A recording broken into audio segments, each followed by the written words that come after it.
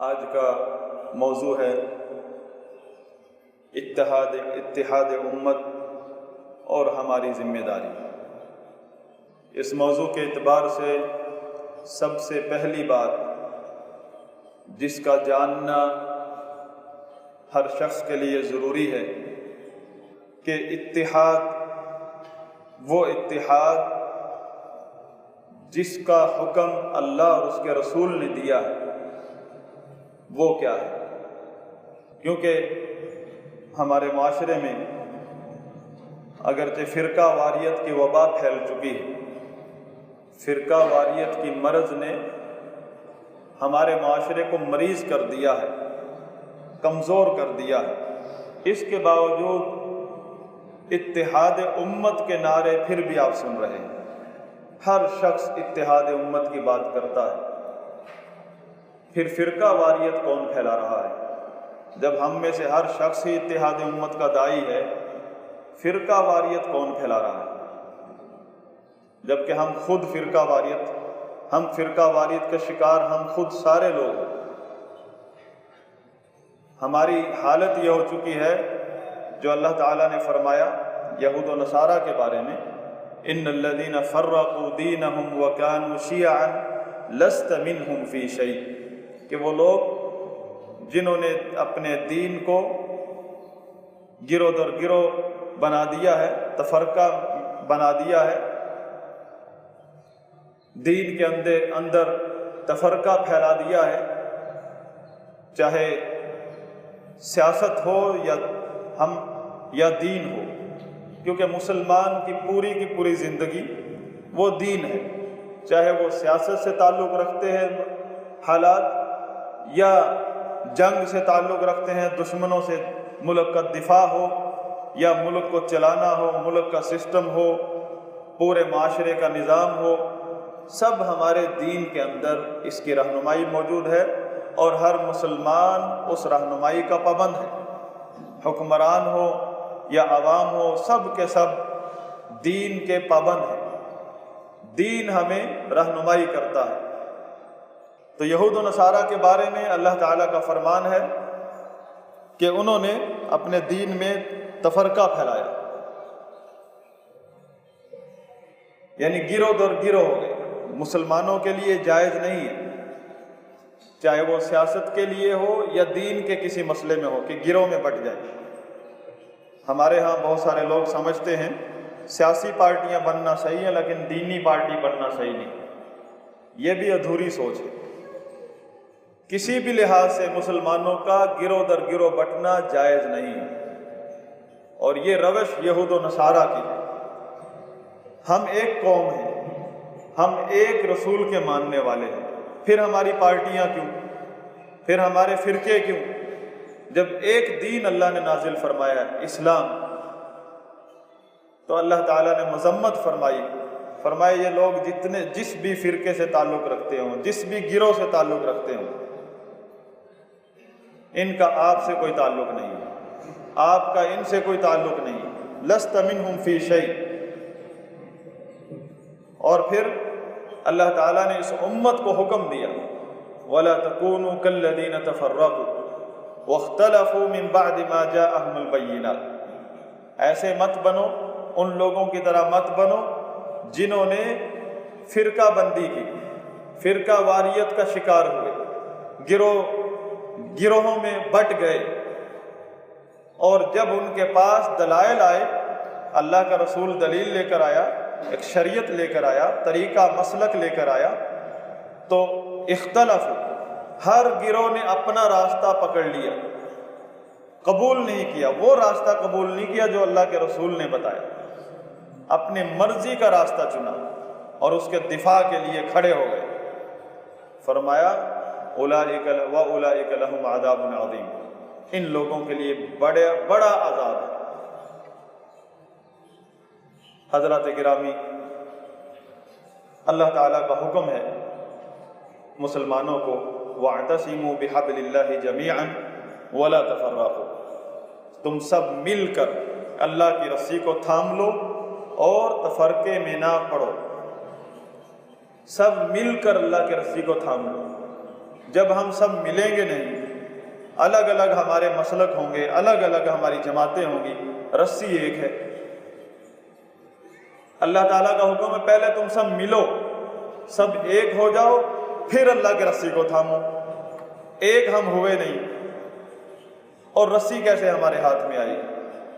جیسا کہ میں نے پہلے عرض کیا، ہمارے ہاں ہر گروہ، ہر جماعت، ہر فرقہ یہی آیت پڑھتا ہے، یہی موضوع اختیار کرتا ہے۔ ہر بندہ فکر مند نظر آتا ہے کہ اتحاد امت ہونا چاہیے، اور بعض اوقات اخباروں میں بھی آتا ہے کہ 10 جماعتوں کا اتحاد ہو گیا، 5 جماعتوں کا اتحاد ہو گیا، اتنی جماعتوں کا اتحاد ہو گیا، اور پھر مسلمان، عام مسلمان جو فکر مند ہے وہ خوش ہوتا ہے کہ بہت اچھا ہوا کہ کچھ جماعتوں کا اتحاد ہو گیا، جبکہ وہ اتحاد نہیں ہے۔ 10-20 جماعتوں کا اتحاد وہ اتحاد نہیں ہے، بلکہ ایک محاذ ہے۔ وہ محاذ مضبوط ہوا ہے اور آپ خوش ہو رہے ہیں کہ اتحاد ہو گیا۔ اصل اتحاد کیا ہے؟ اصل اتحاد، اس اتحاد کو قرآن و حدیث کے اندر لفظ جماعت سے ذکر کیا گیا ہے۔ جماعت کو لازم پکڑو۔ اب لفظ جماعت قرآن و حدیث کا لفظ ہے، ہم نے اپنے نام کی اپنی جماعتیں بنائی ہیں، تو ہر بندہ جس کی کوئی جماعت ہے وہ خوش ہو جاتا ہے کہ ہم نے تو جماعت پکڑ لی ہے۔ یہاں پھر مسئلہ کھڑا ہو جاتا ہے عام مسلمان کے لیے، وہ پھر پریشان ہو جاتا ہے۔ قرآن و حدیث میں اللہ اور اس کے رسول کا جو حکم ہے کہ جماعت کو لازم پکڑ لو، تفرقے میں مت پڑو، اکیلے مت ہو، جماعت سے مت نکلو، جو جماعت سے نکلا اس کو شیطان اس طرح اچک لیتا ہے جیسے بھیڑیے اکیلی بکری کو کھا جاتے ہیں۔ وہ جماعت کون سی ہے؟ جس کے بغیر اتحاد نہیں ہے۔ وہ جماعت کسی خاص مسلک کی نہیں، پوری امت اسلامیہ کی جماعت ہے۔ اور جماعت بمانے اجتماع ہے، بمانے اتحاد ہے۔ ہم اس مسجد والے اکٹھے ہو کر ایک گروپ بنا لیں، ہم اس کا نام جماعت رکھ لیتے ہیں۔ شریعت میں اس کو فرقہ کہتے ہیں، شریعت میں اس کو تفرقہ کہتے ہیں۔ ہر مسجد والے کی اپنی جماعت، اپنا مسلک، شریعت اس کو تفرقہ کہتی ہے، ہم اس کو اتحاد کہتے ہیں، کیونکہ اپنے ذہن کے لوگوں کو اکٹھا کر لیا اور ہم نے پاور بنا لی، ہم اس پر خوش ہو جاتے ہیں، کیونکہ یہ دین اسلام ہے، ہماری سوچ کا نام دین نہیں۔ دین اسلام اللہ تعالیٰ نے اپنے رسول پر نازل فرمایا ہے، اور اس کا پیغام اس قرآن کریم میں ہے۔ دنیا کے کونے کونے میں جہاں بھی کوئی مسلمان ہے وہ اس قرآن کو پڑھتا ہے، اس کے حکم کا پابند ہے۔ اسی میں اللہ تعالیٰ نے حکم دیا ہے کہ اکٹھے ہو جاؤ، اللہ کی رسی کو تھام لو، تفرقے میں مت پڑو، ان جیسے مت بنو جنہوں نے تفرقہ کیا۔ حضرات گرامی، مختصر طور پہ یہ موضوع سمجھانے کے لیے بہت کلاسیں چاہیے، کیونکہ ہمارے ذہنوں پر، ہمارے معاشرے نے، ہمارے ماحول نے بہت ساری گرد ڈال دی ہے، جس کی وجہ سے اب اللہ اور اس کے رسول کے حکم بھی سمجھ نہیں آتے، بلکہ ہمیں ایسی اینک لگ گئی ہے، ہمیں اب اس اینک کے رنگ میں ہی چیزیں نظر آتی ہیں۔ اس اینک کے شیشے کو صاف کرنے کے لیے قرآن و حدیث کا جو نور ہے اس کی دھلائی ضروری ہے، اس کے ساتھ دھلائی ضروری ہے اور بہت وقت مانگتی ہے۔ اور اس سب سے پہلے ہمارا ارادہ ہونا چاہیے کہ ہم تیار ہیں قرآن و حدیث کا پیغام سمجھنے کے لیے، اللہ کا حکم سننے کے لیے اور اس کو ماننے کے لیے۔ لفظ جماعت قرآن اور حدیث میں 2 معنوں میں آیا ہے، جو کہ اصل اتحاد ہے، اصل اتحاد امت ہے۔ ایک عقیدے کے معنی میں ہے اور دوسرا تنظیم اور سسٹم کے معنی میں ہے۔ لفظ جماعت، جس کا معنی ہم اردو میں جو اتحاد کا لفظ استعمال کرتے ہیں، عربی میں وہ قرآن و حدیث میں وہ جماعت کے لفظ سے ذکر ہوا ہے۔ لفظ جماعت، جب میں لفظ جماعت بولوں اپنے آپ کے دماغ میں تنظیموں کا تصور آئے گا، اس کو نکال دیں، تھوڑی دیر کے لیے اپنا ذہن صاف کریں۔ لفظ جماعت یہ جو تنظیم سازی، فرقہ بندیاں، مسلک، اپنا مسلک، اس سے اوپر ہے، بالا تر ہے۔ یہ اللہ کا کلام ہے، رسول علیہ السلام کا حکم ہے۔ اس وقت یہ حکم دیا، صحابہ کو حکم دیا، اور ہمارے لیے صحابہ کرام اللہ تعالیٰ نے ان کو وہ مقام دیا ہے پوری امت کے لیے جو عام امتی کو نہیں ملا۔ صحابہ کو مقام امامت کا ملا ہے، ہمارے لیے صحابہ امامت کا درجہ، ائمہ کا درجہ رکھتے ہیں پوری امت کے لیے۔ تو اللہ کا حکم کس طرح ماننا ہے، اس کا مطلب کیا ہے اور کس طرح اس پر عمل کرنا ہے، اس کی عملی صورت صحابہ کی سیرت میں ملے گی ہمیں۔ اگر ہم صحابہ کی سیرت کو چھوڑ دیں گے، اسلام کا اصل نقشہ ہم سے دور چلا جائے گا، ہم اس کو سمجھ ہی نہیں پائیں گے، کیونکہ اللہ کا حکم ہے آمنوا کما آمن الناس، جس طرح یہ لوگ یعنی صحابہ کرام ایمان لائے ہیں اس طرح ایمان لاؤ، اپنی مرضی کا ایمان قبول نہیں ہوگا۔ فَإِنْ آمَنُوا بِمِثْلِ مَا آمَنْتُمْ بِهِ فَقَدِ اهْتَدَوْا، جتنے بھی یہ لوگ ایمان کا دعویٰ کرتے ہیں، اگر یہ لوگ اس طرح ایمان لے آئیں جس طرح تم ایمان لائے ہو، یعنی محمد رسول اللہ صلی اللہ علیہ وسلم اور آپ کے صحابہ، پھر تو یہ حقیقت میں ہدایت پر ہے۔ وَإِن تَوَلَّوْا فَإِنَّمَا هُمْ فِي شِقَاقٍ، اور اگر ان لوگوں نے جو بھی ایمان کا دعویٰ کرتا ہے، چاہے قرآن پڑھتا ہے، حدیث سناتا ہے، اگر صحابہ کا مسلک چھوڑ دیا، اللہ تعالیٰ کا فرمان ہے انما ہم فی شقاق، ہدایت کے قریب نہیں ہے، ہدایت سے دور ہے۔ ہدایت کی گارنٹی، ہدایت کی ضمانت صحابہ کا مسلک ہے، صحابہ کا طریقہ، صحابہ کا عقیدہ، اور وہ ہمیں صحابہ کی سیرت سے ملے گا۔ ہمارا جو آج کا مسئلہ ہے اتحاد امت، تفرقہ بازی سے دور رہنا، اس کے لیے بھی صحابہ کرام کی سیرت ہمارے لیے نمونہ ہے، کیونکہ حکم بھی ہے کہ صحابہ کی طرح حکموں پر چلو، اللہ کی بات کو مانو۔ تو جو جماعت اور اتحاد کا معنی میں جو جماعت استعمال ہوا لفظ قرآن و حدیث میں، وہ دو معنوں میں، ایک ہے عقیدے کے معنی میں اور دوسرا ہے تنظیم اور سسٹم کے معنی میں۔ جو لفظ جماعت عقیدے کے معنی میں ہے، اس کا مطلب ہے اللہ کے رسول صلی اللہ علیہ وسلم نے ایک دفعہ فرمایا، امام اہل سنت احمد بن حنبل رحمہ اللہ نے یہ حدیث مسند احمد میں ذکر کی ہے، اور دیگر ائمہ اہل سنت نے اپنی اپنی احادیث کی کتب میں ان کو صحیح سند کے ساتھ ذکر کیا ہے کہ یہود و نصارہ کے 71 اور 72 فرقے بن گئے تھے، یعنی گروہ بن گئے تھے۔ ستفترق امتی الی 73 فرقہ، میری یہ امت 73 گروہوں میں بٹ جائے گی۔ کس کے بارے میں فرمایا؟ میری امت، اپنی امت کے بارے میں فرمایا، امت محمد علیہ الصلوۃ والسلام، جو کہ توحید والی امت ہے، جو کہ اسلام والی امت ہے، غیر مسلم نہیں ہے، مشرک اور کفر کے مرتکب لوگ نہیں ہیں، یعنی توحید والے لوگ، یہ میری امت 73 گروہوں میں بٹ جائے گی، کلھا فی النار الا واحد، سب کے سب جہنم میں جائیں گے سوائے ایک کے، یعنی توحید والے لوگ، مسلمان، امت محمد علیہ الصلوۃ والسلام۔ اللہ کے رسول خود بتا رہے ہیں کہ اکثریت میری امت کی کہاں چل پڑے گی۔ صحابہ کرام نے سوال کیا، من ہی یا رسول اللہ علیہ الصلوۃ والسلام، یہ جو ایک گروہ جو آپ نے بتایا ہے 73واں، جو کامیاب ہے، جنت میں جائے گا، وہ کون ہے؟ دیکھیں 72 کے بارے میں پریشان نہیں ہوئے، کیونکہ ان کو کامیابی چاہیے، تو ان کو کامیاب لوگوں کی نشانی پوچھی انہوں نے، اور ہم جو ہے گمراہی کے پیچھے پہلے چلتے ہیں، کہتے ہیں میں ٹیسٹ کر لوں، میں ان کو بتاؤں گا۔ صحابہ کا طریقہ کیا ہے؟ جب پتہ چل جائے کہ یہ گمراہ ہے، اسے بچو، بس اپنی آخرت کی فکر کرنا، یہ صحابہ کا طریقہ ہے، اور ہم لوگوں کی فکر کرتے ہیں، اپنی آخرت بھول جاتے ہیں۔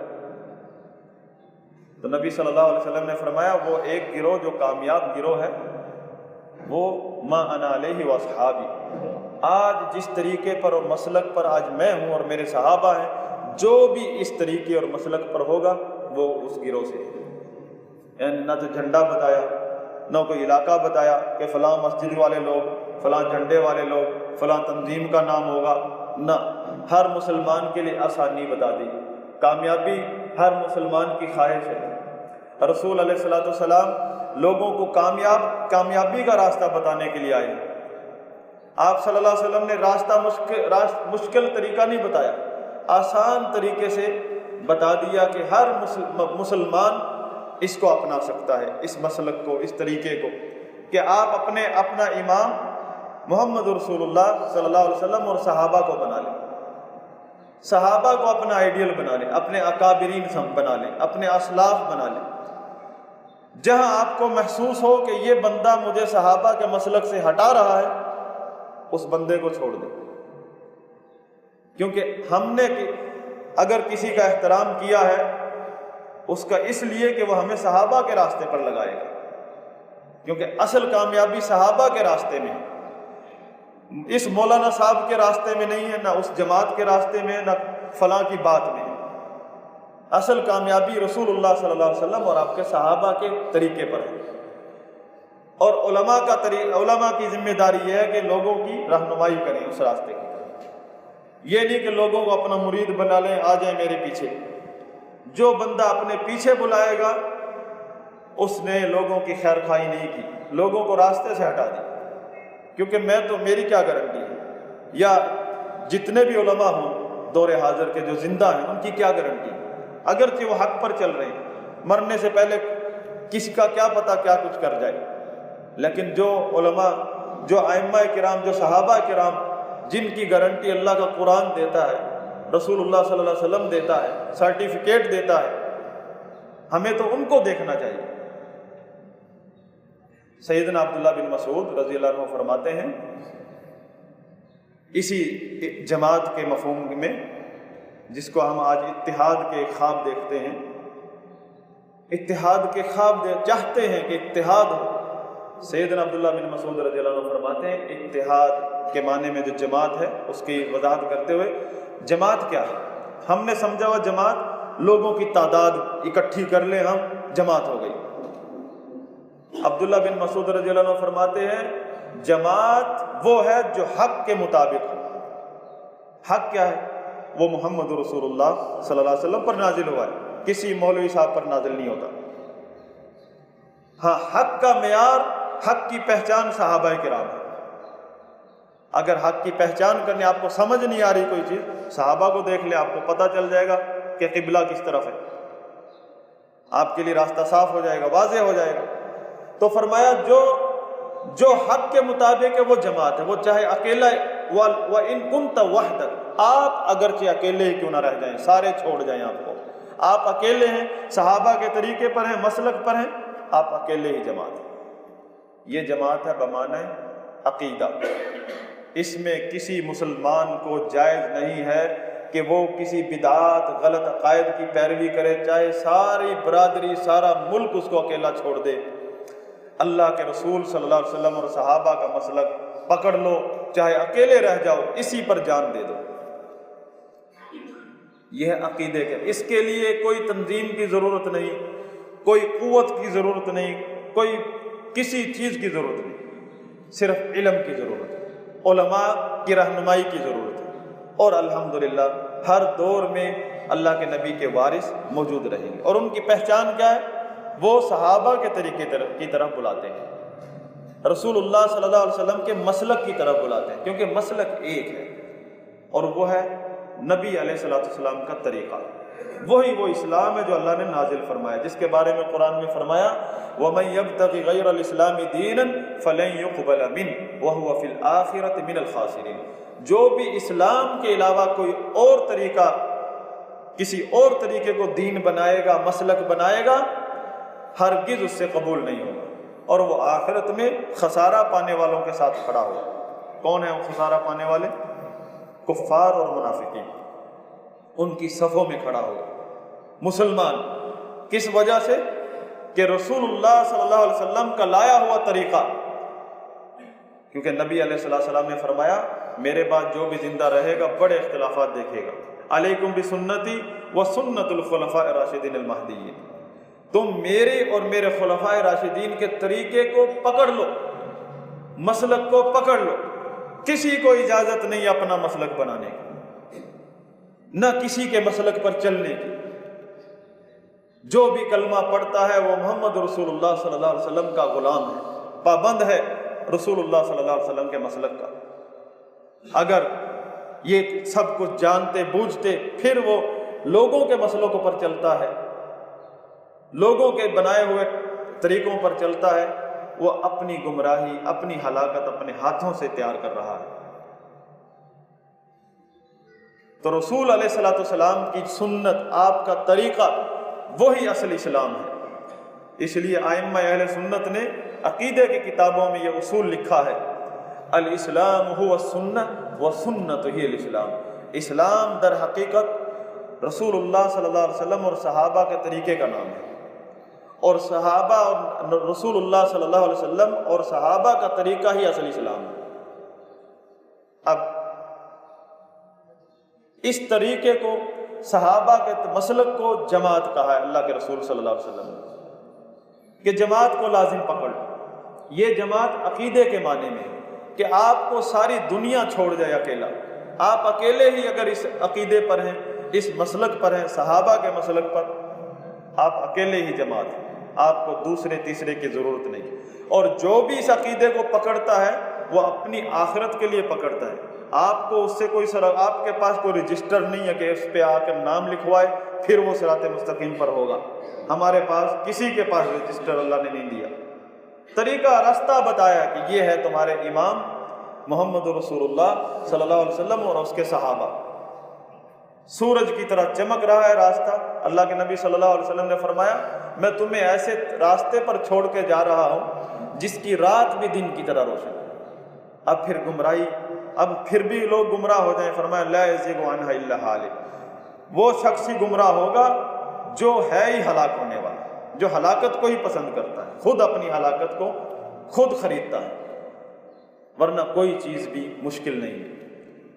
یہ جماعت، یہ اتحاد، یہ عقیدے کے معنی میں شرعی اتحاد، اگر عقیدے کے معنی میں جو اتحاد ہے وہ عقیدے کی بنیاد پر ہوگا۔ جو بھی صحابہ کے طریقے پر ہے وہ ہماری محبت کا اور احترام کا لائق ہے، واجب الاحترام ہے، اور اس کے ساتھ محبت کرنا لازمی ہے، اس کا ساتھ دینا، اس کی مدد کرنا، یہ اللہ کا حکم ہے، کونوا مع الصادقین۔ کس بنا پر؟ عقیدے کی بنا پر۔ اور اس میں اگر آپ اکیلے ہیں، کم ہیں، اس میں پریشان ہونے کی بات نہیں، کیونکہ یہ دین اللہ کا ہے، آپ کا نہیں ہے، باپ دادا کی وراثت نہیں ہے۔ وہ اللہ کی مرضی، جس کو ہدایت دے، جس کو گمراہ کر دے، آپ کو اس سے کوئی سروکار نہیں۔ آپ اپنے راستہ دیکھیں کہ یہ جنت کو جو جاتا ہے راستہ صراط مستقیم، محمد رسول اللہ صلی اللہ علیہ وسلم کا راستہ، اس کی فکر کریں کہ کسی وقت بھی آپ دائیں بائیں نہ ہو جائیں، اس پر ثابت قدم رہیں۔ اقول ما تسمعون واستغفر الله لي ولكم ولسائر المسلمين فاستغفروه انه هو الغفور الرحيم۔ ان الحمد لله نحمده ونستعينه ونستغفره ونعوذ بالله من شرور انفسنا ومن سيئات اعمالنا، من يهده الله فلا مضل له ومن يضلل فلا هادي له، اشهد ان لا اله الا الله وحده لا شريك له واشهد ان محمدا عبده ورسوله۔ اللهم صل وسلم وبارک علی نبیک محمد وعلی آلہ وصحبہ ومن تبعہم بإحسان الی یوم الدین۔ حضرات گرامی، میں نے شروع میں عرض کیا تھا کہ جماعت، شریعت میں جماعت کا حکم ہے، اور جماعت کا مطلب تنظیمیں نہیں ہیں، گروہ بندیاں نہیں ہیں۔ جماعت کا مطلب پوری امت کا اتحاد ہے، اور جماعت دو معنوں میں ہے۔ ایک معنی کی وضاحت میں کر چکا ہوں، وہ عقیدے اور مسلک کے معنی میں، اور اس میں صرف صحابہ کا عقیدہ اور صحابہ کا مسلک ہی چلے گا، اور اگر اس پر ایک بندہ ہی قائم ہے تو وہ اکیلا ہی جماعت ہے، اس کا ساتھ دینا فرض ہے۔ اس کے لیے کوئی فکر مند ہونے کی ضرورت نہیں کہ میرے ساتھ کوئی اور کیوں نہیں۔ دوسرا لفظ، دوسرا معنی جماعت کا جو اللہ کا حکم ہے کہ تفرقے میں مت پڑو، پوری امت کو حکم ہے، وہ ہے تنظیم اور سسٹم کے معنی میں۔ تنظیم یعنی نظم و ضبط۔ ہم نے اپنی گروہ بندیوں کا نام تنظیم رکھا ہے، جبکہ یہ نظم و ضبط کو توڑ رہی ہے۔ نظم و ضبط کی بربادی کا نام ہم نے تنظیم رکھ دیا ہے۔ لفظ تنظیم عربی کا لفظ ہے، اس کو نظم و ضبط کا معنی بنتا ہے اس کا۔ ہم نے نظم و ضبط کو توڑ دیا ہے، اس کا نام تنظیم رکھ دیا ہے۔ ہم نے فرقہ واریت پھیلائی، اس کا نام جماعت رکھ دیا ہے۔ تو وہ کیا ہے؟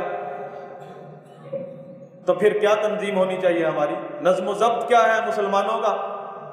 نظم و ضبط مسلمانوں کا وہ ہے ایک اسلامی ریاست، اسٹیٹ کی شکل میں۔ اگر اللہ تعالیٰ نے آپ کو ایک ایسی ریاست میں پیدا کیا ہے جو مسلمانوں کی اپنی ریاست ہے، جہاں مسلمان آپ کی قوم کے، آپ کے دین کے لوگ آپ پر حکومت کرتے ہیں، یہ خیر کا دور ہے، اس کو خیر کا دور کہا ہے اللہ کے نبی نے۔ اگرچہ ظالم اور فاسق اور فاجر قسم کے لوگ آ جائیں حکمران، پھر بھی خیر کا دور کہا ہے کہ آپ ایک اسلامی ریاست کے شہری ہیں، یہ بہت بڑی نعمت ہے۔ اور ایک اسلامی ریاست کا حق ایک مسلمان پر اس کی جان اور مال سے بڑھ کر ہے۔ اس میں پورے چیپٹر ہیں، اگر آپ کو اللہ توفیق دے مسلم شریف کی کتاب الامارہ پڑھیں، ساری اسی کے بارے میں۔ لیکن بہت افسوس کے ساتھ کہنا پڑتا ہے، یہ ساری حدیثیں جو ریاست کے لیے، اسٹیٹ کے لیے اللہ کے رسول صلی اللہ علیہ وسلم نے بیان کی ہیں، آج ہم لوگ اپنی تنظیموں کے لیے ان حدیثوں کو پڑھتے ہیں۔ تنظیموں کے جو امیر بنائے ہوئے ہیں اس کے لیے وہ حدیثیں پڑھتے ہیں جو ایک حاکم کے بارے میں قرآن کی آیتیں اور حدیثیں، جبکہ اللہ کا حکم یہ ہے یا ایھا الذین آمنوا اطیعوا اللہ واطیعوا الرسول واولی الامر منکم، اے ایمان والو اللہ کی اطاعت کرو اور اس کے رسول کی اطاعت کرو، اور ان لوگوں کی اطاعت کرو جو تمہاری باغ ڈور کے مالک ہیں، جن کے ہاتھ میں تمہارے معاملات سونپ دیے گئے ہیں۔ یعنی ریاست کے جو امور ہیں جن کے ہاتھ میں ہیں، ریاستی امور میں ان کی اطاعت کرو۔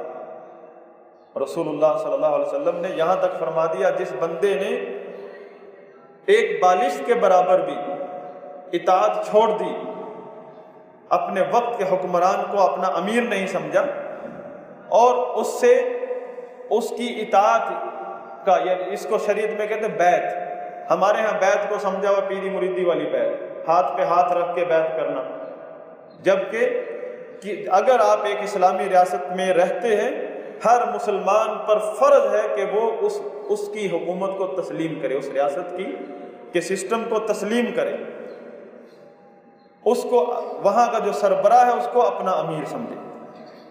امیر المسلمین یا امیر المومنین وہاں کا سربراہ ہے۔ یہ تعلیم شریعت کی تعلیم ہے، اور اس وہاں کے مسلمان کسی بھی مسلک سے تعلق رکھتے ہوں، چاہے گمراہ ہوں، چاہے نبی صلی اللہ علیہ وسلم کے طریقے پر ہوں، سب کی جماعت جو ہے وہ ریاست ہے، سب کا اتحاد اس ریاست کی بیس پر ہے۔ ان کو جمع کرنے والی چیز جو ہے وہاں کا سسٹم ہے، وہاں کا جو سربراہ ہے، چاہے وہ نیک ہے یا بد، ظالم ہے یا عادل، وہ وہاں کے مسلمانوں کا امیر ہے۔ جس شخص نے بھی یہ عقیدہ رکھا کہ میرا کوئی امیر نہیں اور رہتا وہ ایک اسلامی ریاست میں، میرا امیر وہ فلاں عالم صاحب ہیں، فلاں جماعت کا امیر ہے، پہلی بات حضرات گرامی یہ سن لیجئے، یہ طریقہ کار کہ ایک اسلامی ریاست میں رہتے ہوئے کسی تنظیم کو اپنی جماعت سمجھنا اور اس کے رئیس کو، اس کے امیر کو اپنا امیر سمجھنا اور اس کو واجب الاطاعت سمجھنا، یہ شروع سے اہل سنت کے ائمہ نے اس کی وضاحت کی ہے کہ یہ عقیدہ، یہ سوچ خوارج اور شیعہ اور باطنی فرقوں کی، یہ اہل سنت کا عقیدہ نہیں ہے۔ اہل سنت کا عقیدہ یہ ہے کہ جس اسلامی ریاست میں وہ رہتے ہیں وہ ریاست ان کی جماعت ہے، ان کا اتحاد اس ریاست کی بیس پر ہے، وہاں کا جو حکمران ہے وہ ان کا امیر ہے، اور اگر وہ اللہ اور اس کے رسول کی نافرمانی کا حکم دیتا ہے تو کسی کے لیے جائز نہیں ہے کہ اللہ اور اس کے رسول کی نافرمانی کرے کسی کی اطاعت کے اندر۔ اطاعت مشروط ہے کہ جب تک آپ کا حاکم آپ کو اللہ اور اس کے رسول کی نافرمانی کا حکم نہ دے۔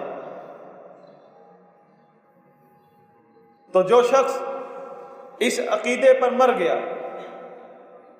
کہ یہ ریاست جو ہے وہ میری جماعت نہیں ہے، یہاں کا جو حکمران ہے وہ میرا امیر نہیں ہے، اس کے بارے میں صاف اور واضح حدیثیں ہیں کہ مات میتۃ جاہلیہ، دور جاہلیت کے موت مرا، چاہے وہ وقت کا عالم ہی کیوں نہ ہو، چاہے وہ وقت کا سب سے بڑا شیخ الحدیث کیوں نہ ہو، اگر اس عقیدے پر مرا کہ میری جماعت تو فلاں تنظیم ہے، میرا امیر تو فلاں شیخ حضرت صاحب ہے، اور جس کو منتخب کیا جا چکا ہے، جس کو مقرر کیا جا چکا ہے حکمران، چاہے کسی ناجائز طریقے سے کیوں نہ ہو، جب اس کا تسلیم کیا جا چکا ہے، ایک سسٹم آ چکا ہے، اس کو تسلیم نہیں کرتا، اس کو اپنا امیر نہیں سمجھتا، اس کی اطاعت کو شرعی اطاعت نہیں سمجھتا، تو اس کی موت دور جاہلیت کی موت ہے۔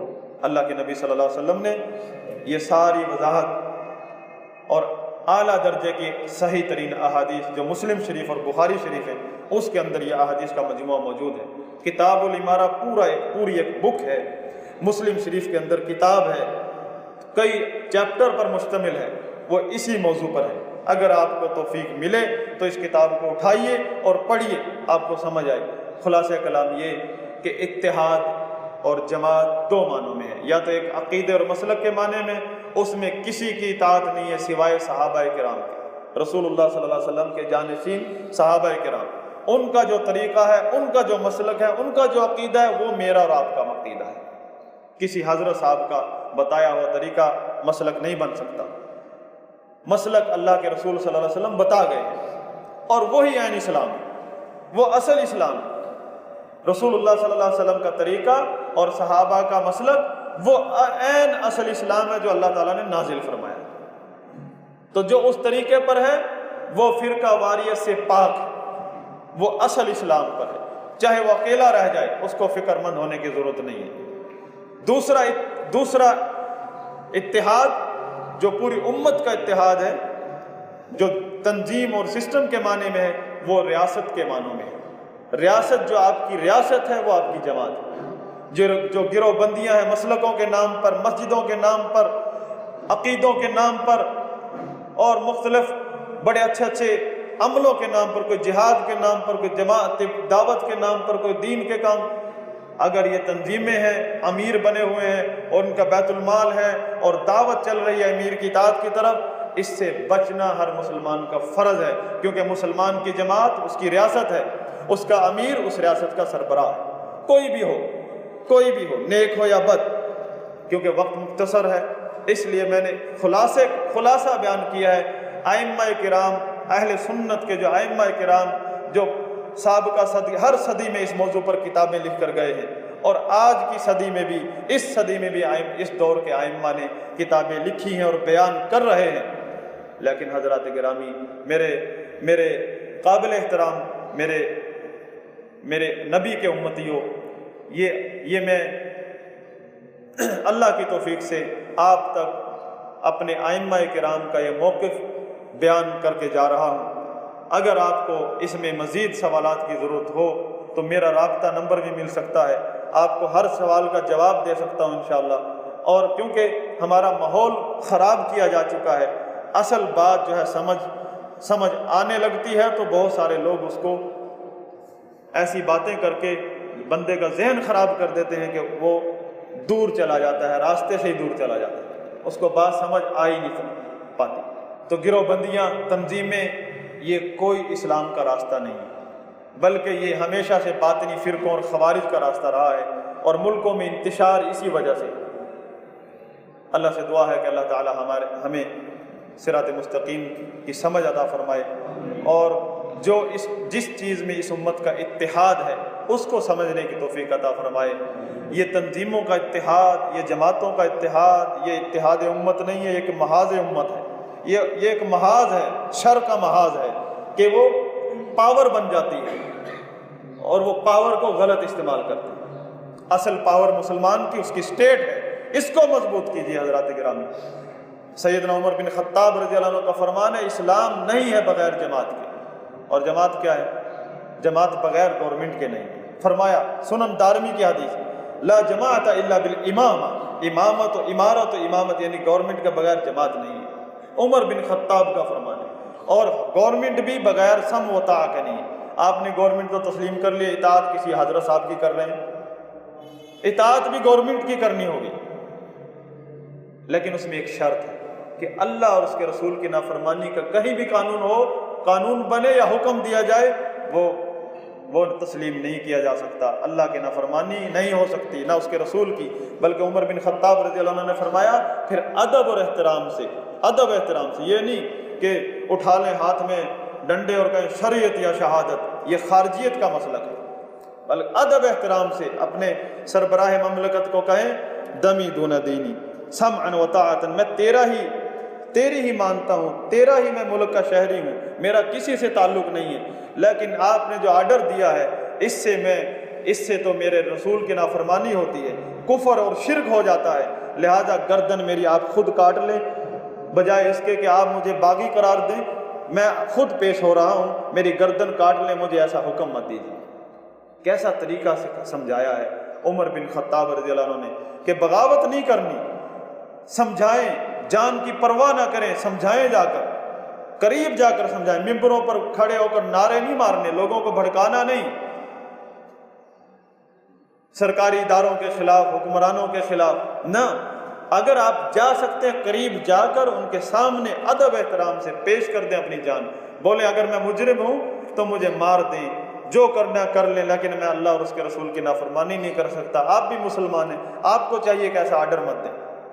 اگر پھر بھی وہ ظلم کرتا ہے، آپ کی گردن کاٹ دیتا ہے، فرمایا سید الشہداء، یہ ہے شہید اصل، کہ ملک میں انتشار بھی نہیں پھیلایا، خیر خواہی کے جذبے سے نصیحت کی اور اس نے ظلم کر کے قتل کر دیا، تو یہ سید الشہداء۔